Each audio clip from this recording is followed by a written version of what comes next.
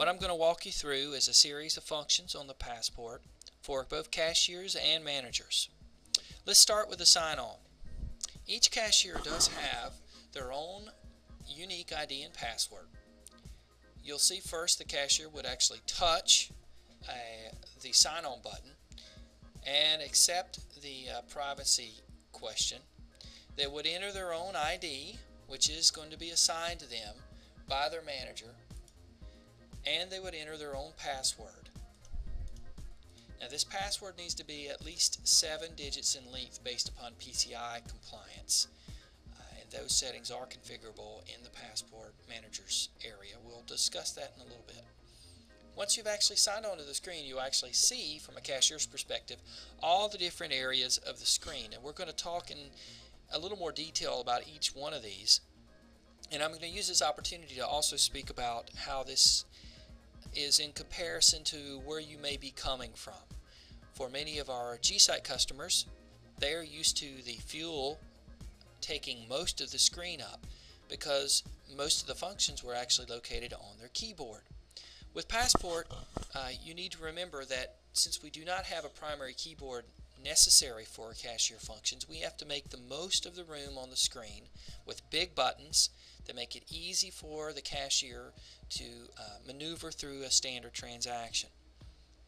The first area I want to cover is the Forecourt area. The reason I do this is because for many cashiers, understanding the fuel process and the Forecourt area tends to be the most intimidating for them.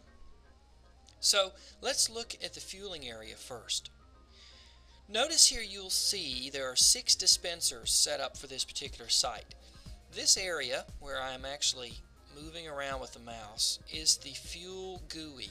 GUI stands for Graphic User Interface, and it's scalable. If you had 12 dispensers, instead of seeing 6 pumps, you would actually have 2 lines of dispensers that would show you 12 fueling positions.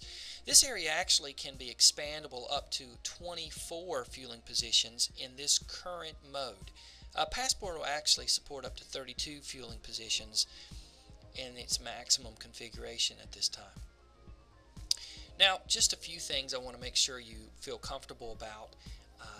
One is we do have buttons you see over here on the left, the All Stop button. Now actually what that is if someone is doing something, you need to hit an All Stop because someone has knocked over a dispenser, or they're doing something not allowed on the forecourt. This does stop fuel flow but does not cut power. This is not a electrical All Stop. There is a hard All Stop that will be at your location, but this does stop fuel flowing at the particular fueling positions. Now notice once the same button that you used to select the All Stop is used to clear it.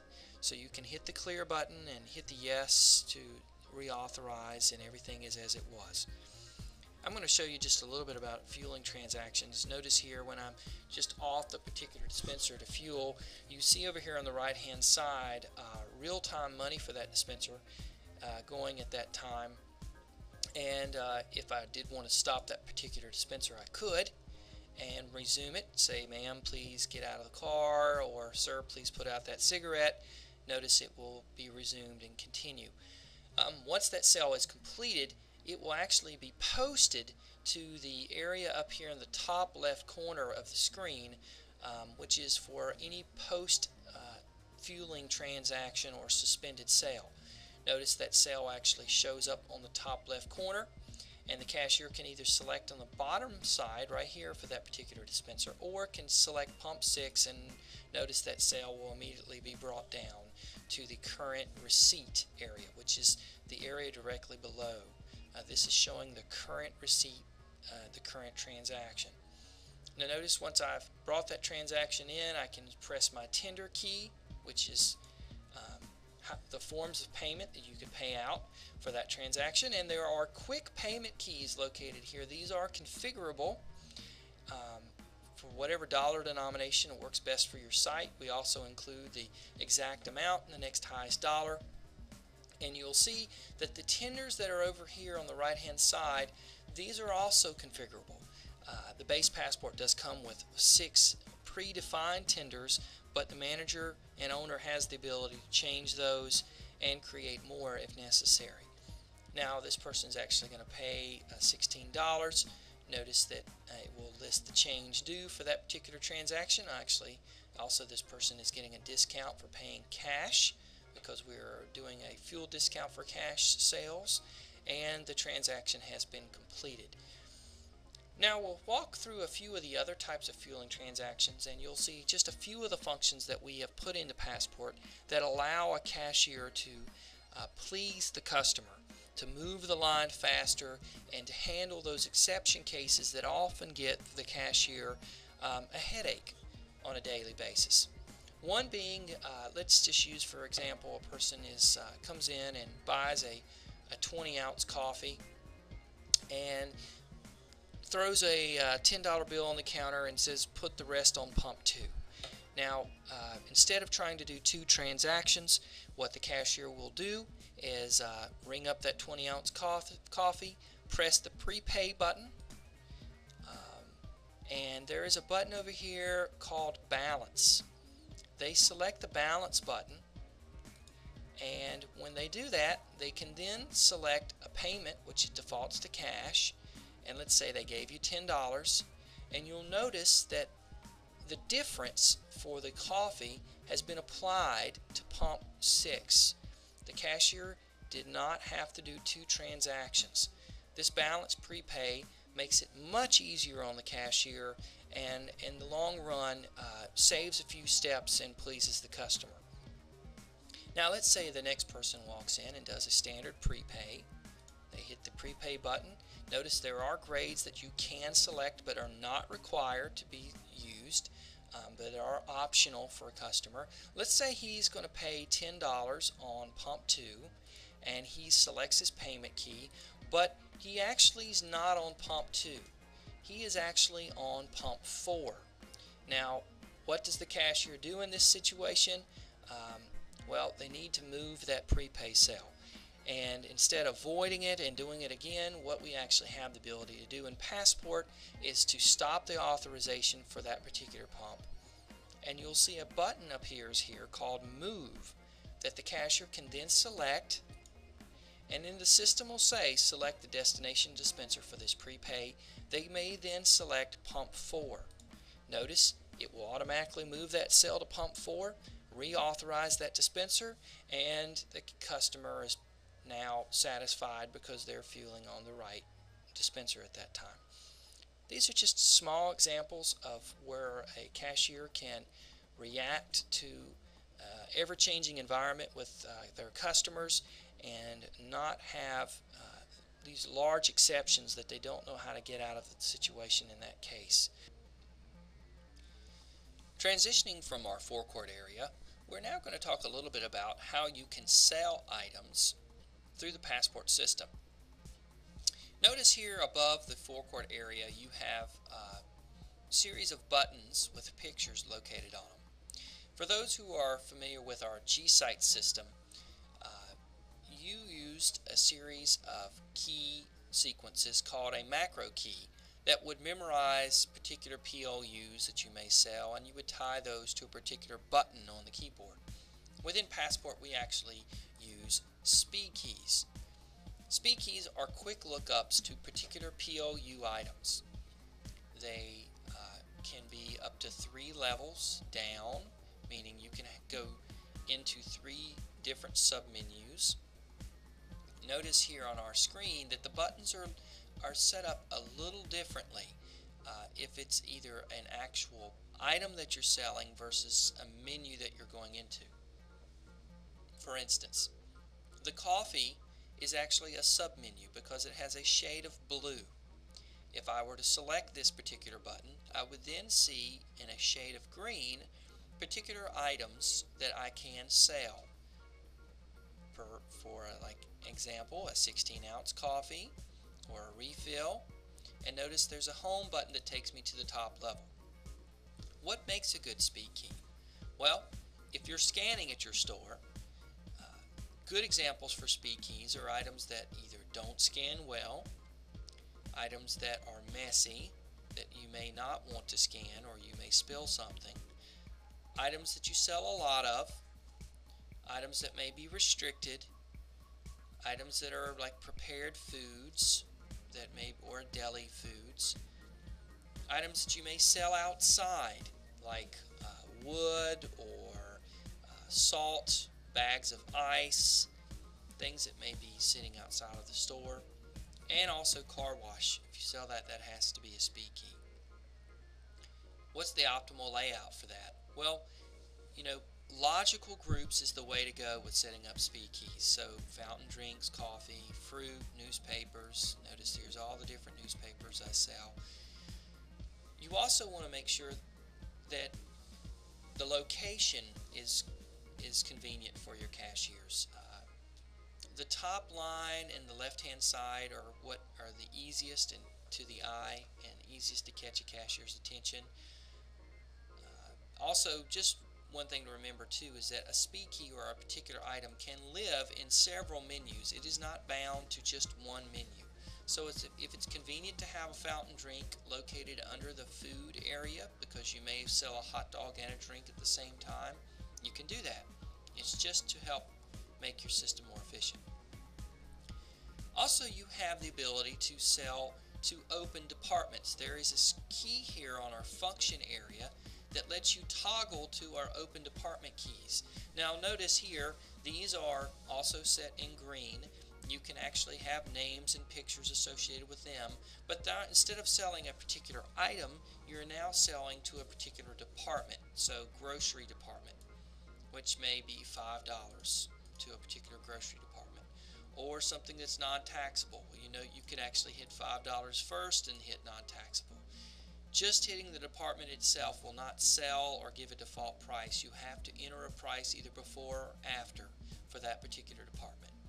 You also have to tell Passport in the manager's workstation area that this department is something that you allow to have as a speed key, a key that you can sell to. Just because you may have 50 departments doesn't mean you actually have 50 department keys that are here available for you to use. That is something that needs to be configured. Now let's talk a little bit about the function keys. The area here in the middle of the screen is the area where all the Passport function keys reside. One thing to note is that during a transaction we show different function keys than when you're not in a transaction. This is a benefit of a graphic user interface in comparison to a keyboard-based system where you have all the keys available at any point in time, and cashiers must be trained when not to press a particular key. Note here we are in a transaction and there are things that I can do, such as suspend the transaction and go out and get my wallet and come back. Passport can suspend multiple transactions, and those transactions will actually reside in this area when you have suspended them. I could do a price override. If a price is incorrect in the system, I can change the characteristic of an item to say it's food stampable. If this is something that had been mislabeled and we are supporting EBT or food stamps at our location, I can change the quantity of a particular item. That can be done several ways, but one is through the function button. The other one is through using the plus or minus key to increment or decrement a particular item I've sold. And you also can do it prior to selling the item by hitting the at key. For instance, if I hit 5 at and then select a hot dog, it would sell 5 of those. There's also the ability to void items. Any particular item that's in this transaction I can void and say he decided not to get a 16-ounce coffee. I can void that off. It does not have to be the last transaction, and it does not function as the old school error correct. You can void multiple items in a transaction, and they are all tracked in the cashier's till report. You could also void the entire transaction, and instead of just canceling it, we actually have configurable reason codes that a person will have to select to actually end that transaction, and that reason code will be printed on the receipt at the end of the transaction on the receipt printer. Notice that when you're not in a transaction, you do see different functions residing here in the same area. I could do a price check. I could calibrate my touch screen based upon the way I touch it. I could do a safe drop of money either on demand. There's also an indicator here that would show up if I have too much money in my drawer to tell me I need to do a safe drop. I could do a no sale. Once again, no sales will pop open the cash drawer, but you have a reason code you have to select. I could do a refund. If a person's returning a particular item, I can refund it and give that person back their money. I can also do some things like paid ins and paid outs. Old school, a vendor's paying me, or I'm paying out to a vendor. I'm paying out to get supplies, or maybe even how I handle lottery.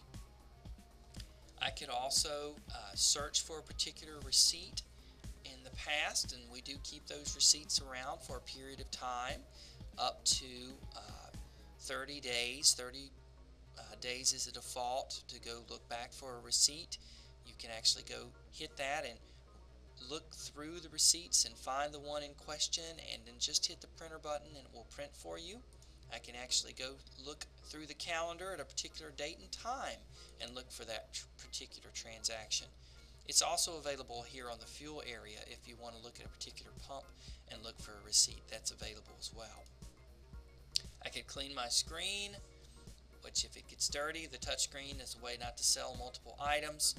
And there are some things as far as a security perspective. I can audit my till without closing it. If you suspect someone is taking money, it's a way to count their drawer down without having them close their till. I could change my password, which is if I think my password has been compromised, I can then change my password to something new. I can go into my dispenser menu, which allows me to do certain things such as a test fuel transaction if someone's calibrating my dispensers and I don't want to cash out that calibration sale to my drawer. I can change my dispenser options from primary to secondary pump control. For instance, when at night I may run full prepay only at my location, or attributes of my store may run differently. I can activate a fuel price change if it has already been configured by the manager and I'm waiting to change the price sign. I can receive dispenser totals on demand from the dispensers, and it will tell me what each dispenser's volume is, as well as go to a tank monitor device that I may have configured at my store and get my tank monitor readings on demand. All of those can be printed at your receipt printer. There's also a menu called Tools that allows me to take either to do things such as doing a store close from the cashier workstation, enabling or disabling my car wash, or CRIN merchandising if I'm merchandising items at the CRIN, as well as taking you to the manager's workstation. Now, if this is a combo device, a manager's workstation / cashier workstation, this button will be active and will allow you to go to the manager's workstation section, so that the manager or cashier, who's ever allowed to sign on to this, can actually do certain configuration items.